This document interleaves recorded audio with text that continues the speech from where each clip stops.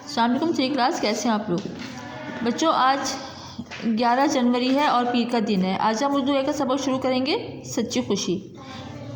पहले हम उसकी कुछ रीडिंग करेंगे, उसके बाद हम उसके अल्फाज मानी और 2 सवाल करेंगे।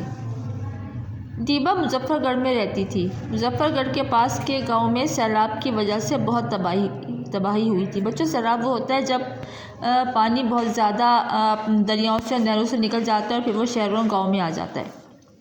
हुकूमत ने लोगों की मदद के लिए दीबा के घर के पास कैंप लगाया था। एक दिन अम्मी ने उससे कहा कि वो कैंप में लोगों को खाने का सामान और कुछ कपड़े देने जा रही हैं। दीबा ने भी कैंप में मौजूद बच्चों के लिए कुछ किताबें और खिलौने एक थैले में डाले। फिर उसकी नज़र इन जूतों की तरफ गई जो उसने एक हफ़्ता पहले ख़रीदे थे, लेकिन कुछ सोचकर उसने वो जूते पहन लिए और थैले में अपने पुराने जूते डाल दिए। बच्चों, यहाँ तक रीडिंग है। अब हम कॉपी पे काम करेंगे।